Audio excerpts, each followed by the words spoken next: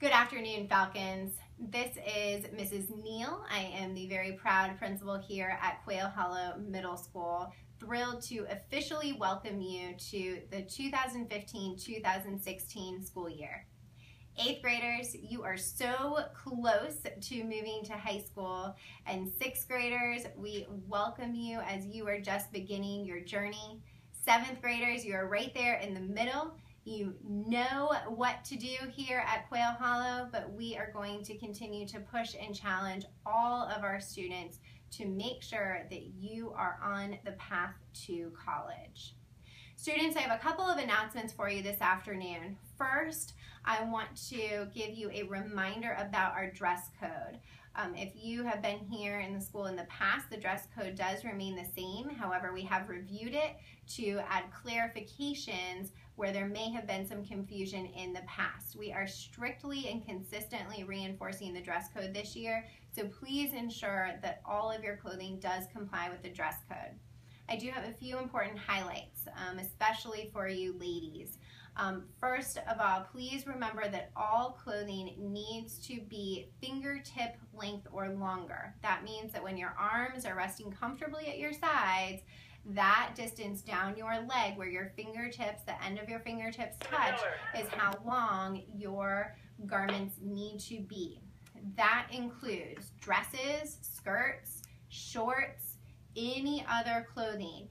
And to clarify, your clothing must be fingertip length all the way around. So if there is a dress that is longer in the back and shorter in the front, the short front must still be at least fingertip length. There are some athletic shorts that are very popular right now that are longer in the front and back but get shorter on the side. Those will not work unless the shorter side is also at least fingertip length. Students, some of you last year tried to tie jackets or sweatshirts around your waist, but please remember that will not work because the item must be fingertip length all the way around. Students, also please remember that straps must be at least 3 fingers wide. Those fingers are your fingers, so if you have smaller fingers, you luck out, but all of the straps must be 3 fingers wide. If you have an article of clothing like a top that has a sheer portion or a lace portion that you can see through, you need to have another article of clothing either over it, like a jacket, or a tank top with straps that are at least 3 fingers wide underneath that article of clothing. So you should not be able to see any undergarments. Shirts must also be long enough that your stomach is completely covered when you're standing and sitting. And another reminder about holes in pants. Sometimes we see folks come in with holes in their jeans. Remember, if those holes are higher up than fingertip length on your leg, again, you need to have another item underneath those holes. Our teachers are equipped with masking tape and safety pins and zip ties to help make any adjustments. Students, if you have a jacket, I encourage you to always come with layers so that if there is an issue, you can work to resolve that issue as quickly as possible. Just as we made the announcement this morning, we will make additional announcements throughout the week. We will also be doing classroom visits where we will visit every single classroom and ask students to stand up so that we can ensure all students are in compliance with the dress code. If you are not in compliance with the dress code, you will need to exit class. You can work to find a solution to your clothing. You can borrow clothing that we do have available that's been donated to the school if that will help you to fix the problem. Otherwise, you'll need to wait for a parent or guardian to bring you a new article of clothing, and you will not be allowed to return to class until you have that clothing. I want every single student to be in class.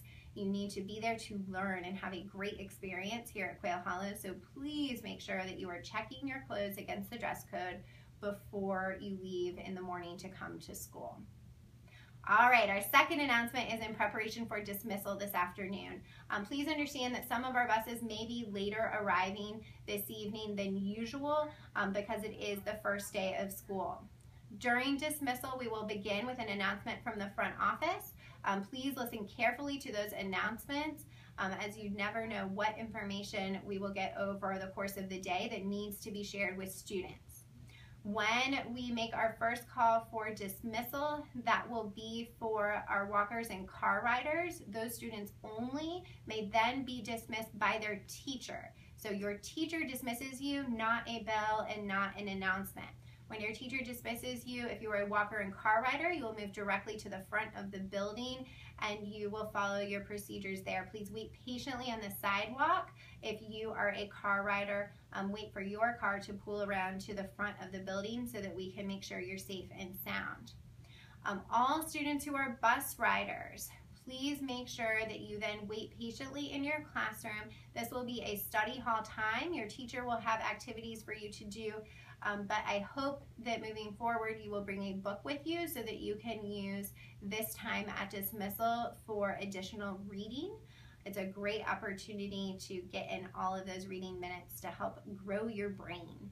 But as you wait for your bus to be called, please make sure you are quiet so you can hear announcements.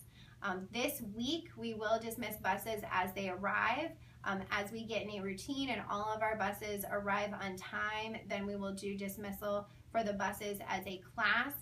Again, teachers make the call for dismissal from each specific classroom. If you have any questions, teachers, about the dismissal procedure today, please make sure that you call the front office.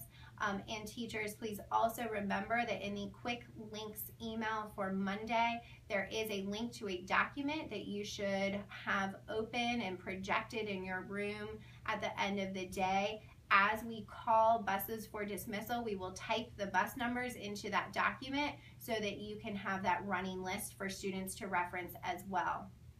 Before the start of the last block of instruction, so as you get ready to move to this last class period, all students should confirm they do know how they are getting home this afternoon. So if there are any questions, if there's any information we need to gather, let's do that now before we get to dismissal time when it is too late.